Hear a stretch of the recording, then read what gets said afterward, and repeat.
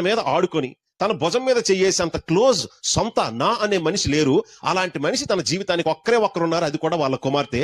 అలాంటి కుమార్తెను అదే చేతులతో చంపుకోవాల్సిన పరిస్థితి వచ్చింది. అలాంటి వాళ్ళ కోసం, ఎవరి కోసం? ఈయనంటే ప్రేమ ఉన్న వాళ్ళ కోసమా? ఈయన మీద న్యాయము అభిమానం చూపించిన వాళ్ళ కోసమా? ఘోరమైన దుర్మార్గుల కోసం, అన్యాయస్తుల కోసం, ఏ మాత్రం ఆయన మీద గౌరవం అభిమానం ప్రేమ లేని వాళ్ళ కోసం నా కూతుర్ని నేను బలిచ్చుకోవాలా? ఎలాంటి పరిస్థితి వచ్చింది నాకు. ఇందులో ఎవరు చూడాలో తెలుసా? మీరు తండ్రి అయిన దేవుణ్ణి చూడాలి. ఈ మనుషులందరూ ఎలాంటి వాళ్ళో తెలుసా? ఆ దేవుణ్ణి ఏ మాత్రం గౌరవించలేదు. ఈ నిజముగా భూమిని, ఆకాశాన్ని, సముద్రాన్ని, వాటిలో ప్రతిదాన్ని, మనల్ని, మన కుటుంబాలను, తల్లిదండ్రులను, పిల్లలని సృష్టించిన దేవుడంటే మనకిష్టం లేదు, గౌరవం లేదు, అభిమానం లేదు, ప్రేమ లేదు. కానీ మన జీవితానికి అవసరాలు వచ్చి పడ్డాయి, సమస్యలు వచ్చి పడ్డాయని మనందరం మంచోళ్ళలాగా చర్చకొచ్చి యేసు ప్రభువా అని పాటలు పాడుతున్నాం. చూసారా మనం కూడా ఎలాంటి వాళ్ళమో తెలుసా?